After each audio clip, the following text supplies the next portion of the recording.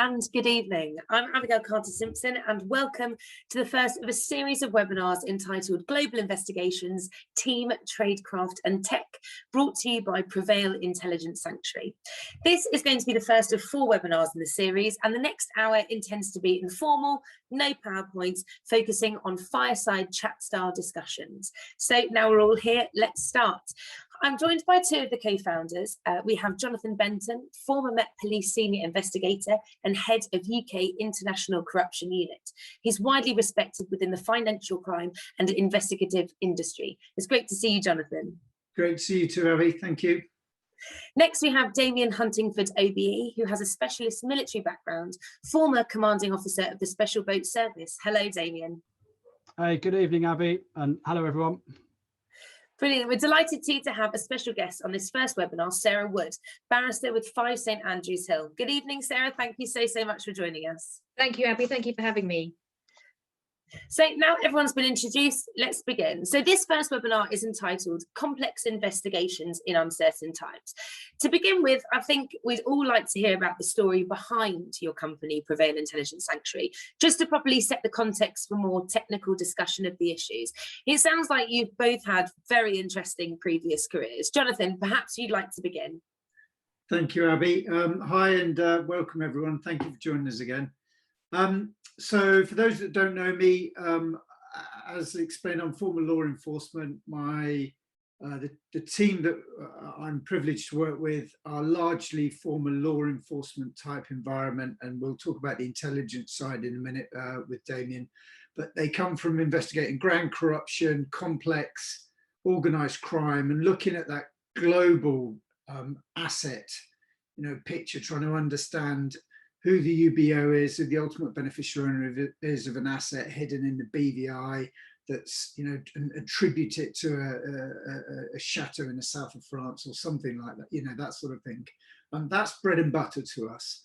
Some of the stuff we've done in the past, we led the response to the Arab Spring. We did a lot of work there around the world, a lot of Nigerian corruption and many other cases. And where that translates to right now, corporate litigation, we're largely doing many of the similar cases, very big asset recovery, non-performing loan cases. We're dealing with a number of really high value frauds, which I'll explain about in a minute, the kind of problems people are facing.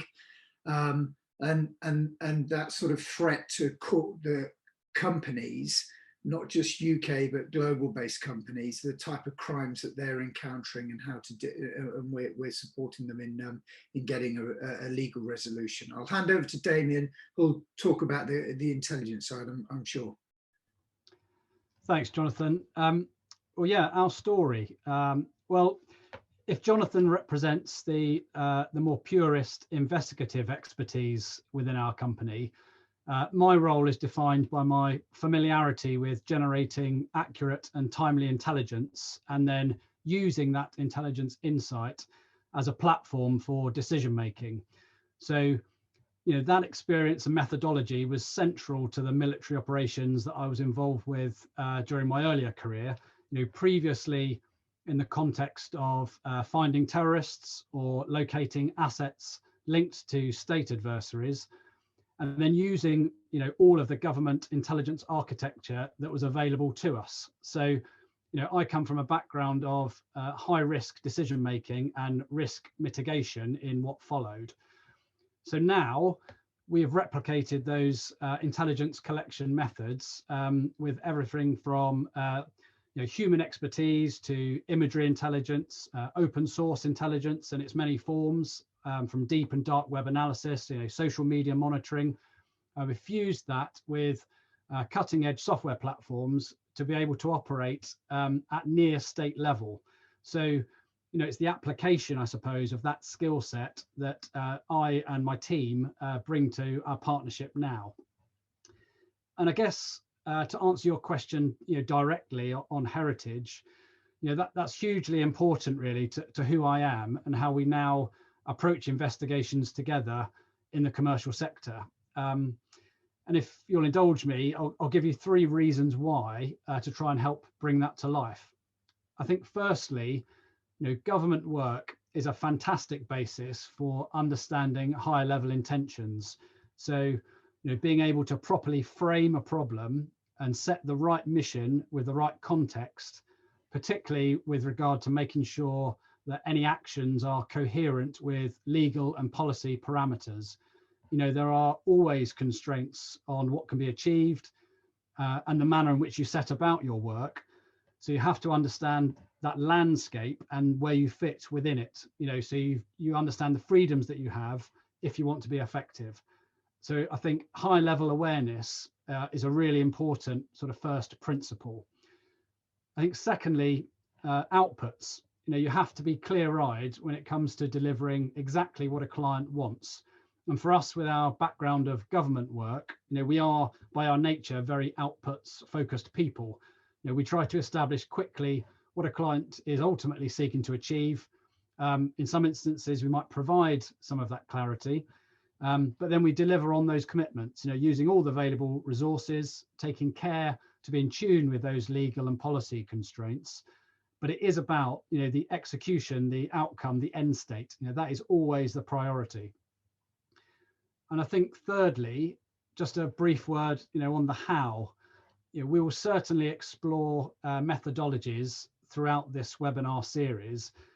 But for now, I think suffice to say, this is fundamentally a team sport. It's never a solo endeavor when you're trying to deal with complexity. So, you shouldn't believe the lone wolf idea. That is a myth, and that applies to contractors as well. You've got to be greater than the sum of your parts to make sure you deliver excellence, every time, over time, and can build, meaningful relationships with clients. So having a multifunctional team of trained and experienced professionals is essential for that if you want to handle complexity. So, bringing all that together, I hope that gives you a flavour, of our story. John and I and our colleagues have built that cross-functional investigative team over the last 3 years, and we've come together around a common vision and ethos, one which emphasises, I suppose, integrity, pursuit of excellence, and trying to approach our work, in the only way we know how, which is to view those cases all as no-fail missions. So I think, the USP of the partnership, our story, it's really summed up by the title of this series, team, tradecraft and tech. That is the essence. So forgive me, Abby, that's quite an extended answer to your first question, but hopefully that sets the scene well before we explore other more technical aspects of tonight's topic. Thank you so much, Damian. So that explains kind of where your individual aptitude lies and your specialist approach. Jonathan, can you tell me what exactly do you mean by complex investigations and the challenges that businesses face? Of course, Abby.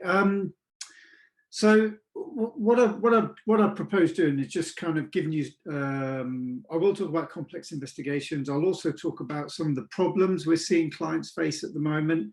And I think some of the issues that government have raised, National Crime Agency and others, to say that these are really the sort of crimes that are being committed against our clients, against businesses, and therefore we need to have the right team.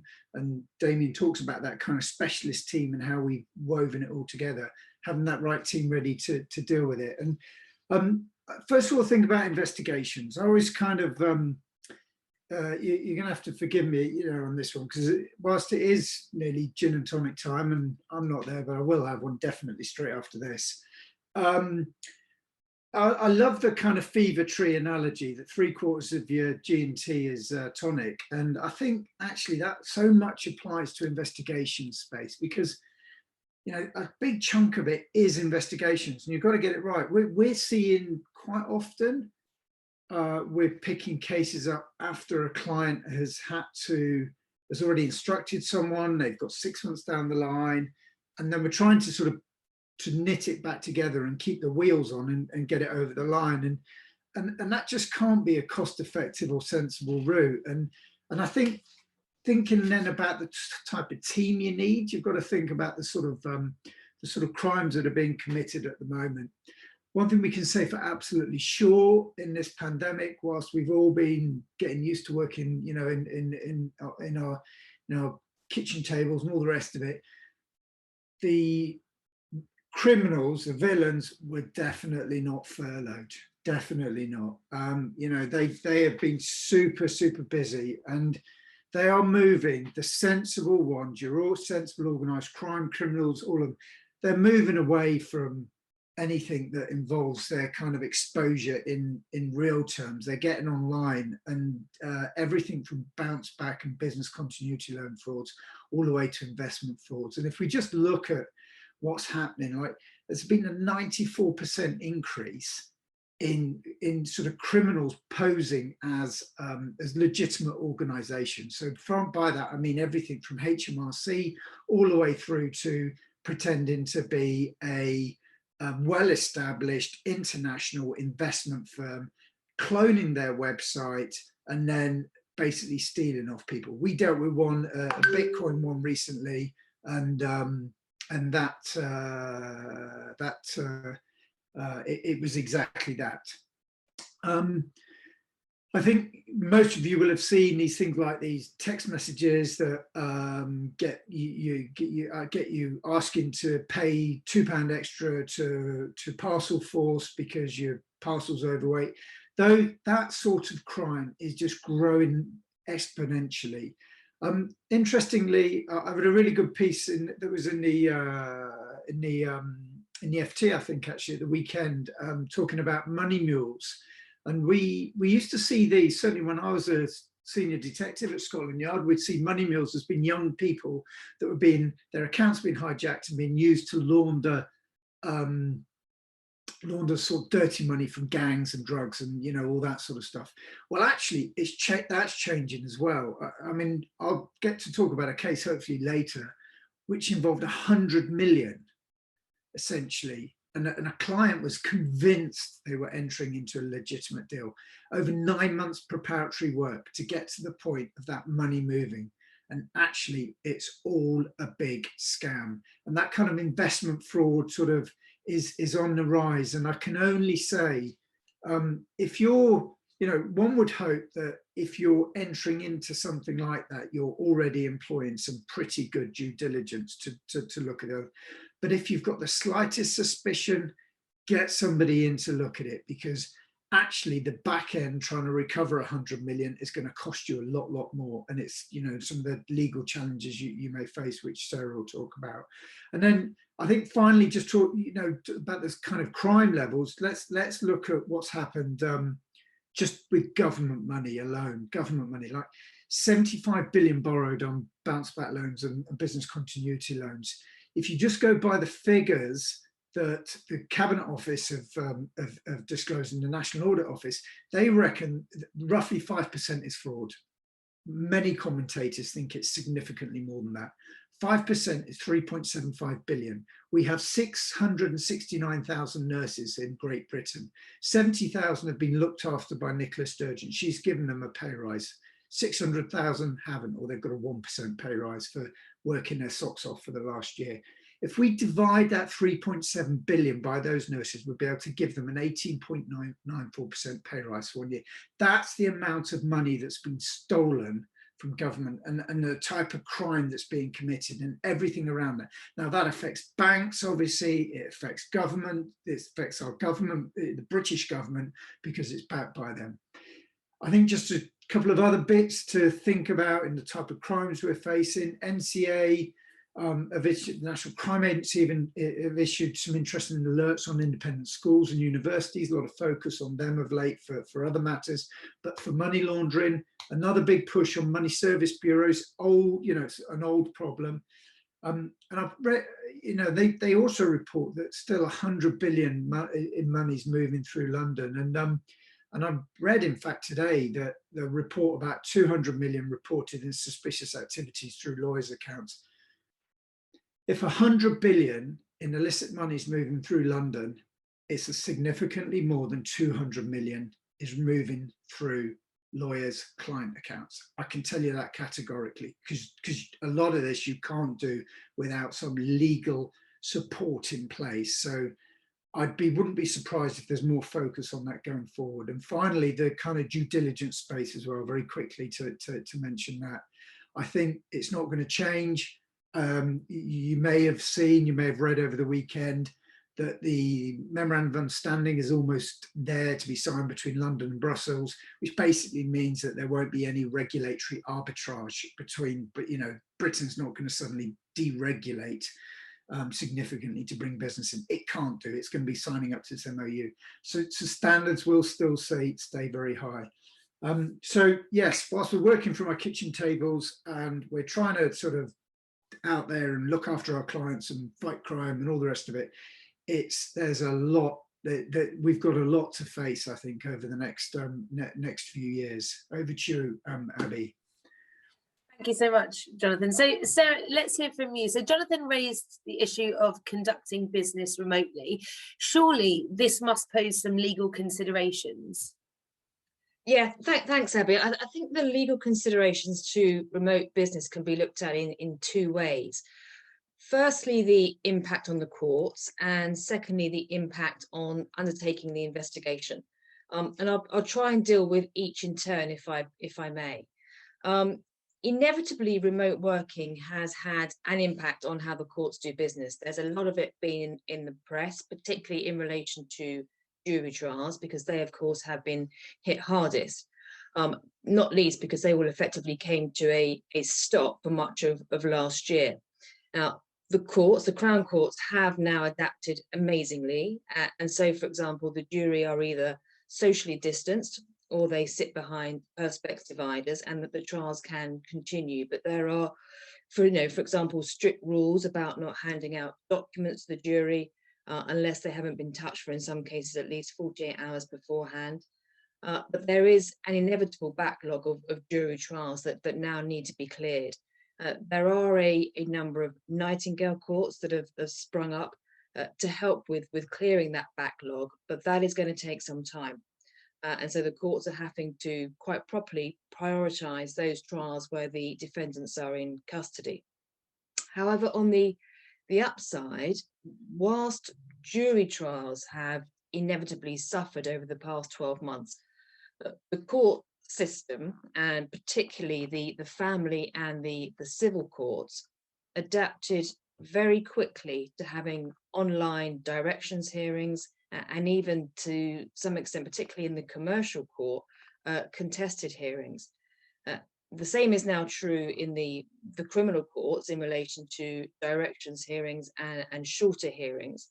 And that has meant that a large percentage of court business has been undertaken relatively smoothly, and some might argue more efficiently than before, not least for those of us who have to travel, for example, to Leicester or to Nottingham or to Middlesbrough for what could have been quite literally a 10-minute hearing.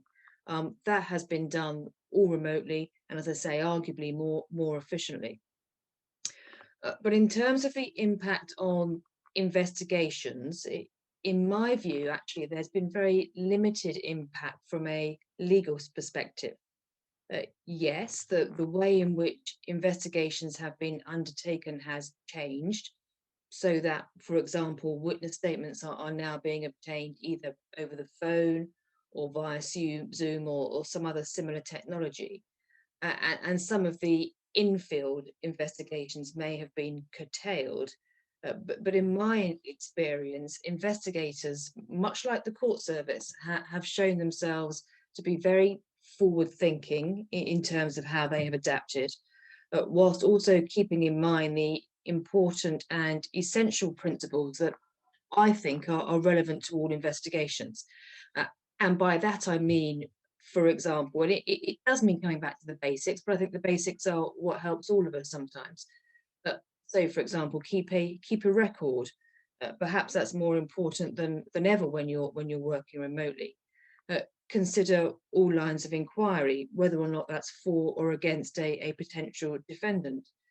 Have a clear case strategy from the outset, but be prepared to adapt it.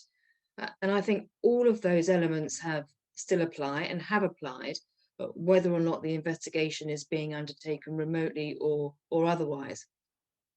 I think another important consideration, and it's linked to this aspect, and it feeds back into what Jonathan was talking about a moment ago. But one of the areas of growth for criminals over the past year has been the increase in cybercrime. Now, there are various theories behind that, but one of them, which I think is quite interesting, is that one theory is that the increase is because of the number of people, the increase in the number of people working from home. And again, feeding on the human psychology in relation to that. Apparently, people are not so security conscious when working from home. So, for example, they haven't changed their passwords as frequently as they may have done if they were in the office, or they may be prone to click on that email that looks innocent and then turns out not to be. And so I guess the rather obvious point here is that if you're engaged or involved in any form of investigation that's being undertaken remotely, it's important to be super vigilant about your own IT security. Now, I know it sounds trite and perhaps a little obvious, but it's amazing how even lawyers, I say even lawyers, we also slip up in relation to IT. But I'm sure that's perhaps something that Jonathan can help a little bit more with. So yeah, I mean, Sarah, you're absolutely right. It has moved online, and in moving online, I think also the other thing, the agility. We've all sort of got used to the fact that if you can live in the northeast of England, but actually your job's in London now, and it's easy to work because you can work remotely. But the sort of criminals we're seeing, and what we're seeing now, is they just see the globe as one place. So actually, if you are a victim of this, and the type of team you need then to respond to it needs to be able to very quickly penetrate and get into the cyber side of it to understand where it's originating from. We had I mentioned the Bitcoin case, and within 24 hours we'd essentially followed it all the way to a building in Manila. And the client at that point said, I know exactly what's happened here, because that was where the vulnerability was. And so you do need that team that's kind of agile and got the right people. And one of the things that we're doing, and we find is increasingly sort of relevant, is to get people like the financial investigators who can look at the financial picture and understand, trace, not just tracing the assets, but tracing the actual money flow, and deal with large voluminous, material to particularly in a fraud or a asset recovery case. But we have them working directly with, and I think this is really important now, and it's something we kind of tried to do to some extent in the police.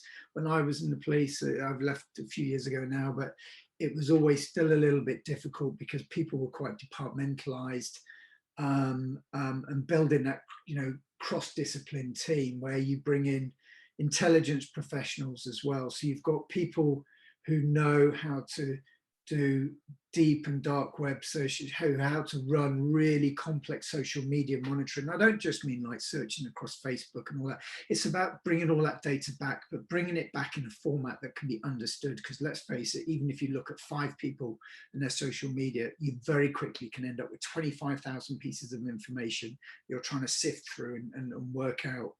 So you need the cyber capability. You need to think about, and this is, like Sarah said, the agility and what we've done. We've had to, ordinarily, you start a case, you'd all sit down together in an office, you'd debrief, you'd go off, and if there was a laptop, you'd go and pick it up in person. Well, we haven't been able to do any of that, but we've continued doing it in a different way. So creating secure cloud-based spaces for things like data rooms. So if you've got really, really complex fraud, you put hundreds of thousands of documents and pieces of emails and everything else like that in the data room. and you then use that as for your e-discovery. We set it up with an OCR, so we have an optical recognition to be able to search through it. We can access it, the client can access it, we can then both talk about a particular piece of information, the relevance of it, and then if necessary, if it starts to sort of include that in things like witness statements. And again, sort of like the remote issue, we've got, ordinarily we'd have done things like travel, got on a plane, travel, taken a witness statement off somebody in a foreign country if they happen to be in another part of Europe or elsewhere. Well, we've sat down now and done 100-page plus witness statements for really complex cases in sections, just breaking them down like you would do, like a normal sort of, if you were doing it, a witness debrief in my former life.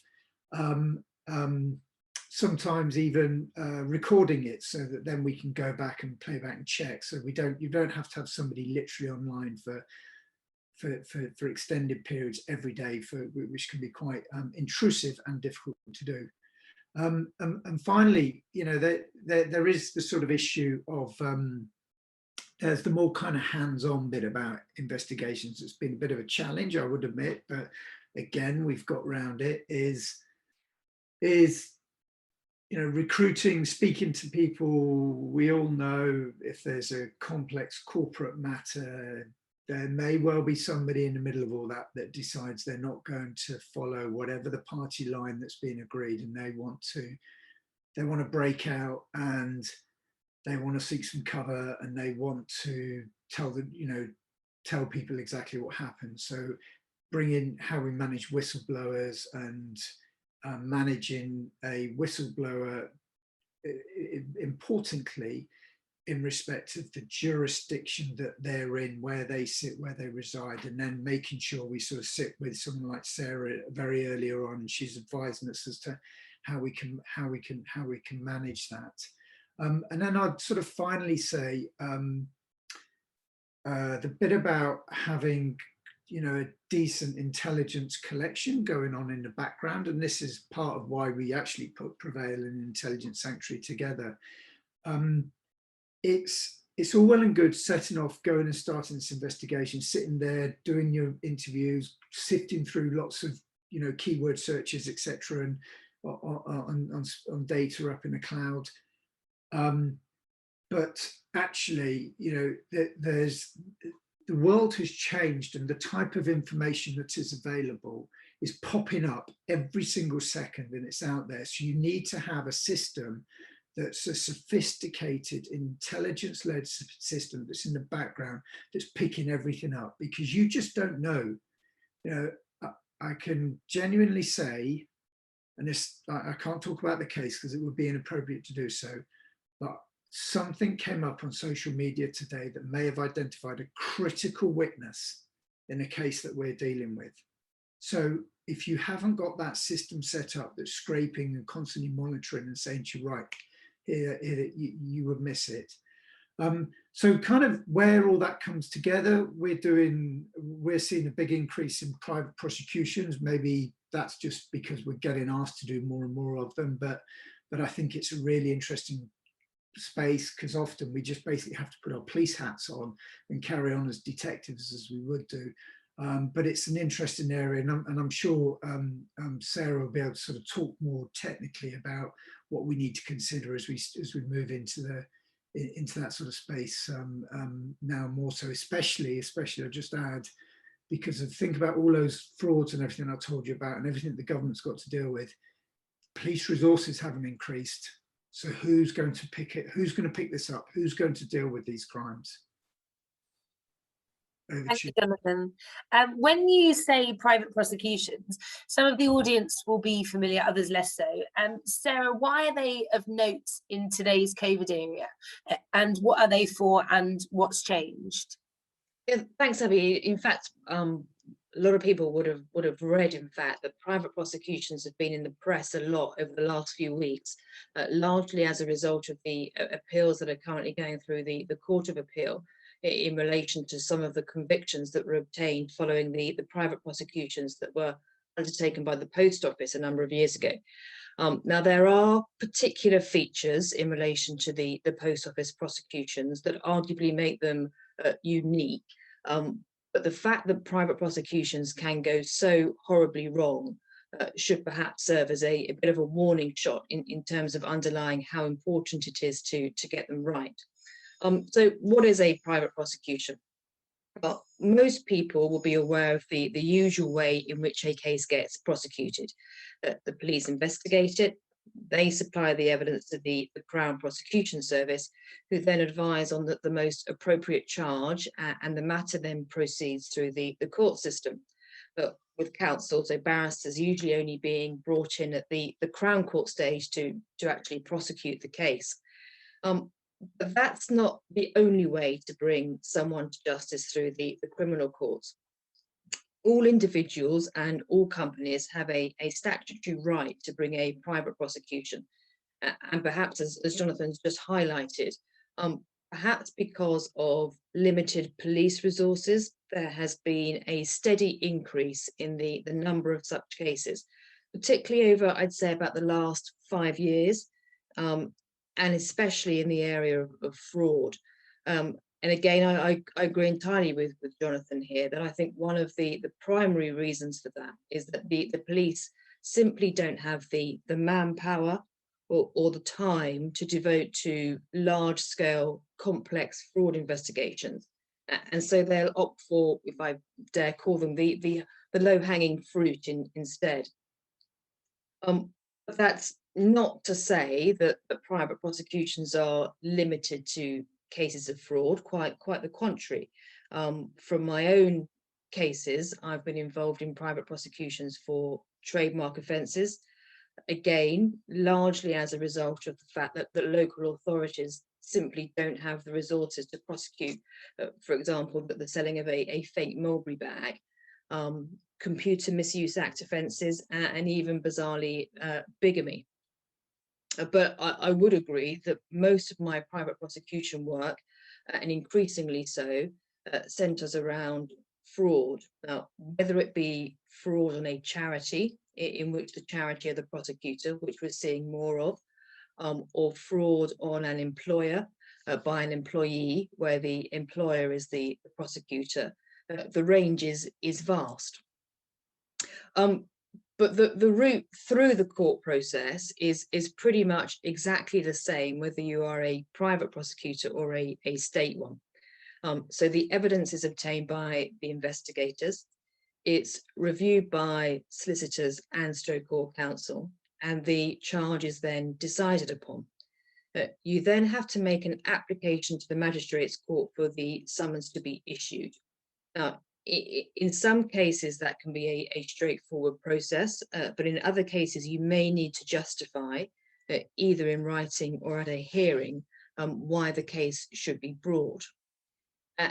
And I think one of the things that can particularly help at this stage is if you are able to satisfy the court that when deciding on the charge, you had in mind something called the Code for Crown Prosecutors. Now, that is the code that all CPS lawyers have to address and consider when advising on charge. And essentially, it means that they have to be satisfied about two things. Firstly, that the prosecution is in the public interest, and secondly, that there is a reasonable prospect of conviction. Now, having an eye on that test, that code, both at the outset and obviously recording the decision and the reason for it, and then revisiting it throughout your prosecution, it is likely to ensure that a prosecution is not being brought by an individual or a company either vexatiously or inappropriately. And by the same token, having that code in mind can be useful to consider whether an offer to settle a case is, for example, appropriate, because it may be that once you get your case through the courts or into court, you may find, for example, that an employee subsequently offers to repay the money that they have stolen. Now, that may, for example, make you rethink whether or not the prosecution remains in the public interest. Now, there's no doubt at all that undertaking a private prosecution is not without its challenges. For example, the ability to attain some evidence is not as straightforward if you're not a police officer. One obvious example is in the obtaining of bank statements. A police officer can simply apply to the court for a production order to obtain a defendant's bank statements if it's considering particular offences, particularly money laundering. But that power is not available to a private prosecutor. And so different court applications have to be used. It's all perfectly possible, but you just have to be a little bit more imaginative about it. By the same token, you also have to think carefully about the nature of the evidence that you're wanting to adduce. And this feeds back on from what Jonathan said a moment ago. Do you want to, for example, rely on a whistleblower? If you do, then you of course have to bear in mind that they can't be given any formal protection akin to, say, a police informant, but you may be able to apply for the court to protect their identity in due course. Another obvious example relates to covert recordings, which are used a lot in private prosecutions. And again, a lot of the investigators that I work with are ex-police officers. And so they understand the rules that surround intrusive activity as a result of RIPA. And whilst they're not strictly subject to RIPA because they're not police officers, they still abide by it in order to ensure that the evidence is not ruled inadmissible in due course. And it no doubt goes without saying, but ensuring that you undertake the investigation properly, and just as importantly, undertake the disclosure process properly, is likely to mean that the case runs smoothly once it gets into the court system. It also means that your case is less likely to be taken over by the CPS in due course, because it is perhaps right to highlight that any defendant in a private prosecution has the right to invite the CPS to take a case over and then prosecute it or even discontinue it. Now, if the CPS are approached to do that, then they have to seek a response from the private prosecutor before making a decision. And if, of course, you're able to reassure the CPS that everything has been done to the same standard that they and the police would have worked to, then the risk of your case being taken over is reduced.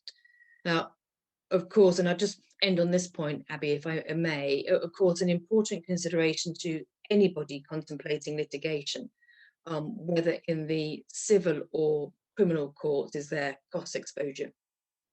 Now, at the moment, private prosecutions have a fairly unique status in that if you are a successful prosecutor, you are entitled to make an application to recover your costs from both the convicted defendant and also from the state. Now, the recovery from the state, and in particular, the level at which those costs can be recovered at, is currently the subject of a parliamentary review. If I was a betting person, I would say that those costs are likely to be reduced, not eliminated, but reduced. But certainly for the time being, it remains the position that you are entitled to make an application for your full costs, effectively from the state, from what's called central funds. But what about if the private prosecution is unsuccessful? Well, in those circumstances, and again, perhaps rather uniquely, provided it can be shown that the prosecution was not started or continued unreasonably, then you may be able to recover the cost of the prosecution from the state.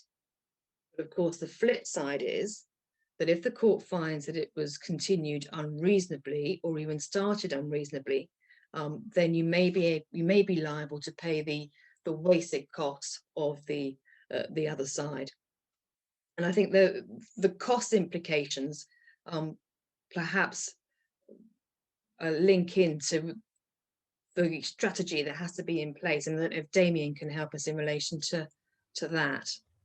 Yeah, thanks, Sarah. I mean that's really invaluable technical insight, and I think there is a real commercial point here too, because more complexity can mean more cost if you haven't got the right strategies in place. So I think there's a real need to be able to anticipate and manage the risks.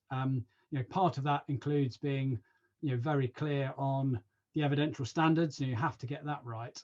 But I think from a sort of intelligence and investigators perspective, practically there are measures one can employ to try and simplify that complexity, really. So we often use phases as an example, so that it becomes very clear what's going to be delivered, by when, what the challenges are, what the benefits will be, and then how risks are being mitigated, whilst all the time being transparent on the costs within each of those phases. Because I think, crucially, that helps to keep the client in the driving seat of the cost envelope and on the project deliverables. That I think is an essential component of trying to navigate some of this complexity. And I guess to elaborate on a theme from earlier that we've touched on a couple of times here, we do see real value in using multidisciplinary teams as a way of navigating that complexity. And both of us have spoken about trained professionals. And I guess for me, what I mean here is, each person being a specialist in their area, of course, but actually it's more than that. Part of the, I suppose, collective magic is being able to integrate them effectively to really be able to pull apart a problem. So to be able to, I guess, examine, a real network, the connections, to be able to link people to companies or transactions, and then to link that activity to a time and place, or to fix an asset geographically. Those types of skills aren't everyday skills, and in our experience, they are different from forensic accountancy or a standard investigator's tool set. However valid and however experienced those individuals are. So I guess this is about trying to use the full armory that's available to you, and then operating effectively across the seams and the silos. Because that's really the only way that you can genuinely think to the finish, with the right strategies and try and deal with those complexities. And we've certainly seen that in some of our recent cases, which probably, Jonathan, you're best placed to elaborate on. Yeah. So some sort of recent examples, some recent kind of vignettes, and also just some, I'd say, some thoughts to consider in current times. I keep coming back to the kind of fraud and investment fraud and that sort of thing. There's a huge amount of that we're picking up. Obviously, a lot of the asset recovery, and on the investment fraud, the bit about being strategic from the outset and getting that right team, so the right investigation team. But often, what we find also works quite well. I mean, we work with law firms, but we can also work under direct instruction with counsel, and often in there you almost build this team of, you've got counsel leading from the front and leading on the legal strategy, and then right next to them we're saying, right, investigation wise, this is where we reckon we can get to, this is what we think we've reasonably be able to obtain or understand, and then that can ensure that it fits, then the client's expectations are set properly, and also the the right legal avenue is pursued. And just some of these kind of property investment frauds and things like that we've been dealing with, what we've done is, one of the first things we've done, and it's slightly reversed from really the policing environment, is taken a very quick but decent look at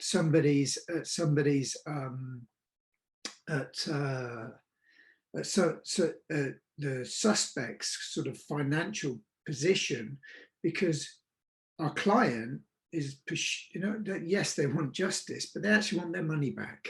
So do they have the assets? Are they realizable? Are they in jurisdictions that are realizable? It's exactly the same for the big non-performing loans. Are they in jurisdictions that we're likely to be able to get enforce orders against them. We're going to be able to attribute the asset to them, despite it being under a complex global structure, maybe a number of companies in the BVI, but we can say yes. And the other sort of area that we're you know, on that point around the attribution, what I would say as well is, yes, it's the bane of our lives, if we're really honest, the whole thing about beneficial ownership and hidden corporate structures. And we've got to wait till 2023 when the BVI's register will become open, and slowly, you know, I was working on this in 2013 with officials before the locker and G8, and it's still a door we're desperately trying to push open. But think about the other ways that you can use technology to understand people's travel patterns, their locations. Are they located at a certain residence for extended periods? Are there family members? You know, we've done this and then looked at people and gone, well, hang on a minute. It's very hard for you to say that £25 million beautiful house in the suburbs of Paris is not yours, because you and your family seem to spend an awful lot of time there. It might be hidden under, and that's the other area we're picking up on, and we're, you know, we really enjoy this sort of work is, and it's not going, I don't think this is going to slow down, is NGOs taking a much more proactive approach around their investigations and taking it beyond exposure to actually sanctions. Right, we go in, investigate Central African crimes of, you know, corruption, high-level corruption, involving international corporates and politicians, and gather all the evidence so that we can actually either get them sanctioned or even prosecuted. And there's a big push by a number of NGOs to sort of move down that more proactive line, and it's we're getting heavily involved in it. But you know, bring it back to the fact that there's sort of challenges and technical challenges that we're still going to face in current times. And I do think, I've said this point already, but law enforcement are really going to struggle. So we need to think about how we respond. If you're a victim or think you're a victim, about getting people in really, really quickly. It could save you a lot of money. Thinking about actually how we're coping, working remotely. One thing I would actually say with confidence is where to bring a team together previously might have taken a few days because you're bringing people from different locations. We're so used to now literally plugging in, going through the screens of our computer, getting the right people together, that you can almost do it in 5 minutes, not, you know, in days. So that I think is a plus. And kind of on that technical point of where we are and what we're doing, I'll just hand over to Damian, conscious of time. Yeah, I am too. I was quite keen. It'll be one for another day, I think, where we can perhaps talk about one of our fraud cases, which has a real, you know, national security dimension to it, which we're both quite passionate about. But we'll definitely have to sort of push that, I think, into webinar 2.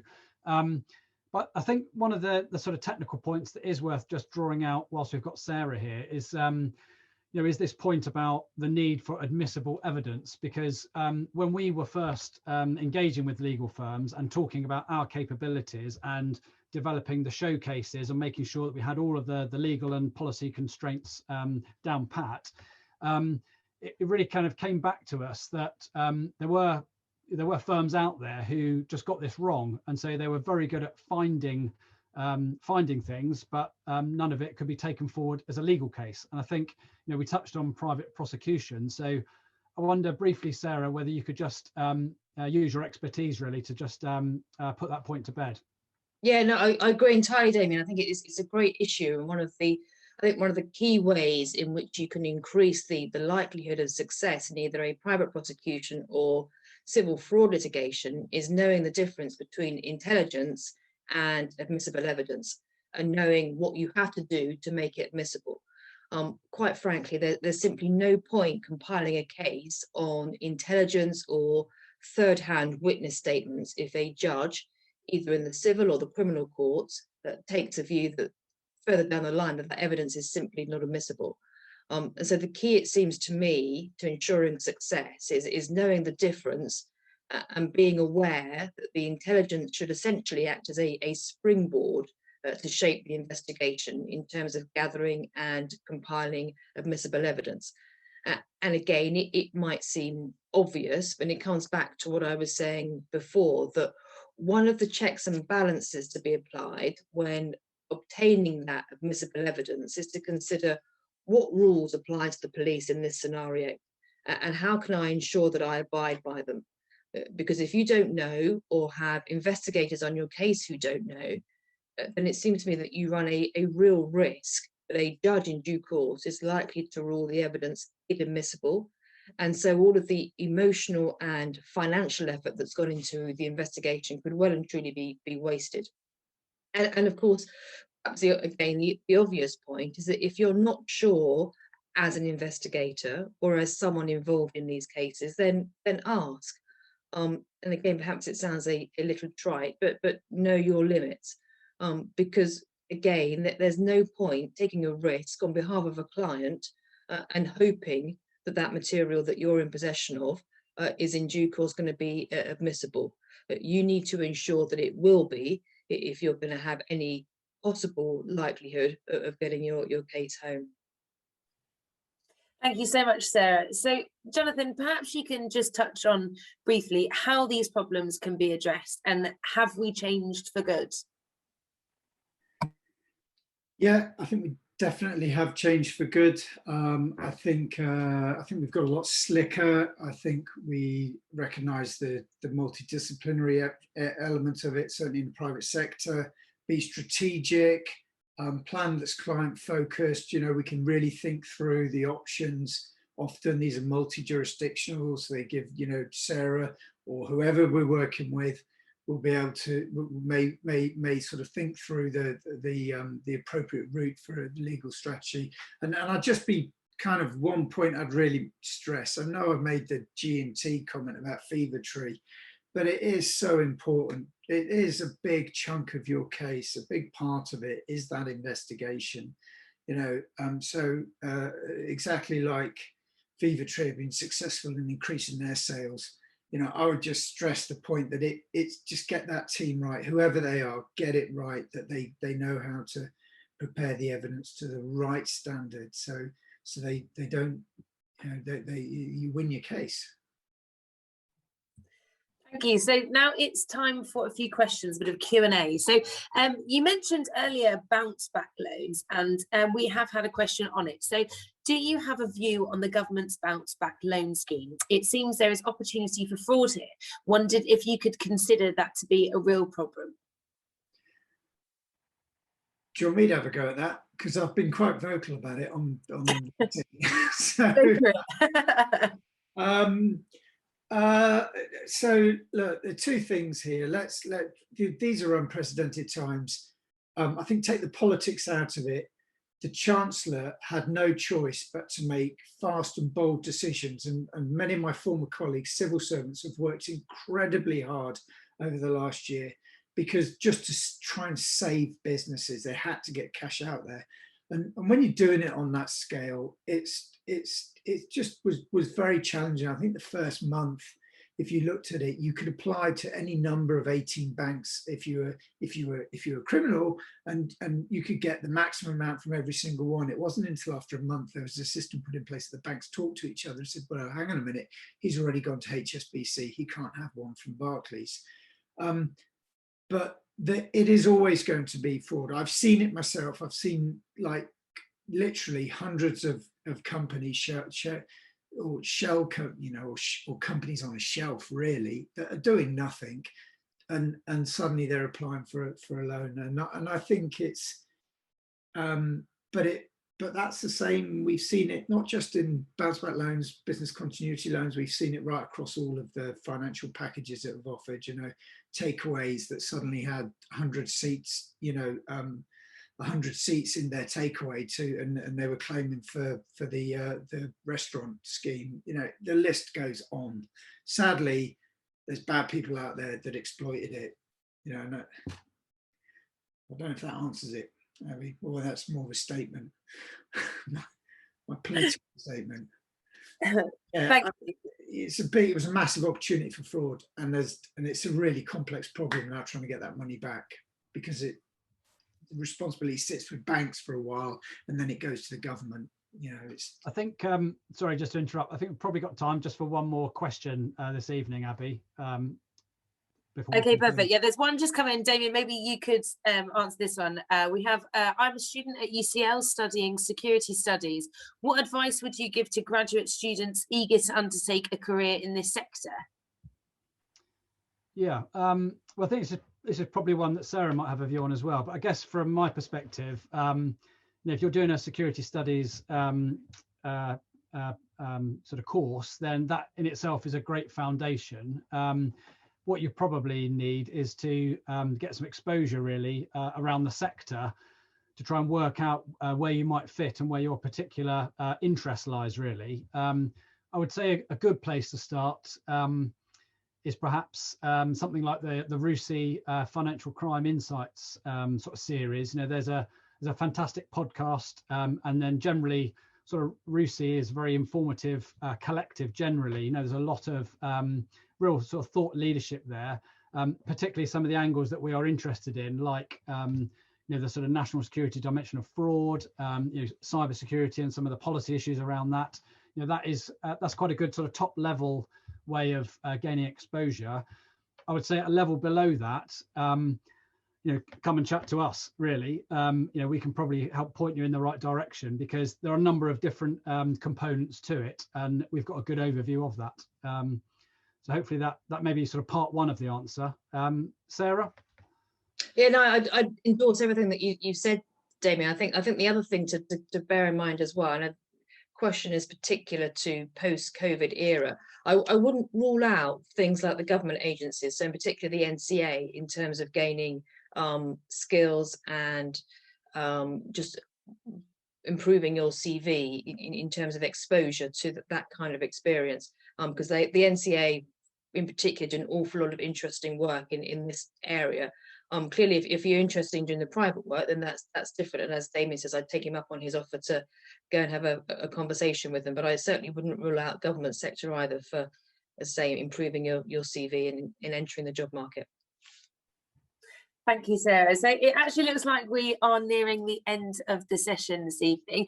Are there any final points you'd like to address to conclude today's webinar? Jonathan, should we start with you?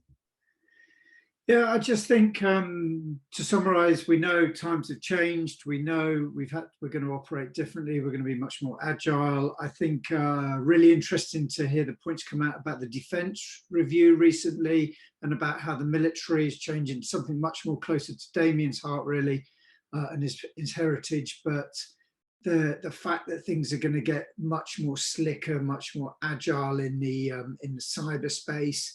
And that's where we need to be as investigators. We really, really do. You need people that can within seconds start to work out the trail because it may well disappear.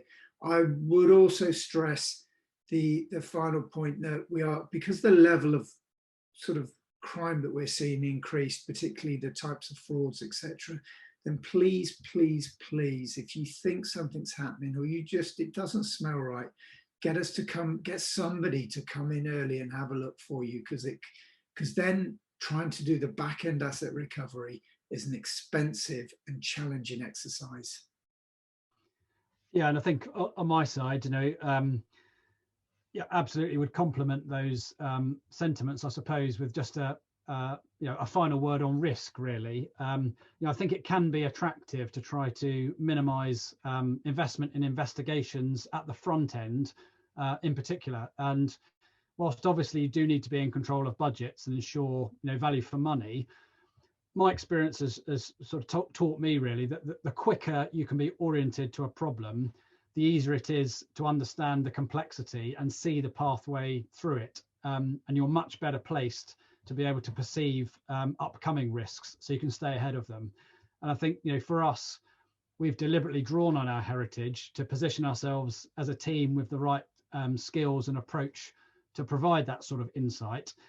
And what we try to do, I guess, is show how the pieces of the puzzle can fit together and indeed which pieces are missing, so that you can see how success can be orchestrated. So I guess it usually helps to draw us in early to help frame the problem and shape the outcomes and the development of the case, because that's definitely my experience. You know, it becomes much more cost effective, it better mitigates the commercial risks, and ultimately it provides a superior outcome for the client.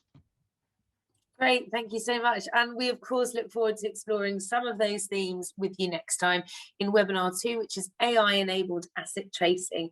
So thank you of course to Jonathan Benton and Damian Huntingford OBE, and a huge thanks to our special guest Sarah Woods for joining us this evening. Have a wonderful evening and we will see you next time. Bye bye. Thanks very much. Thank you. Bye everyone.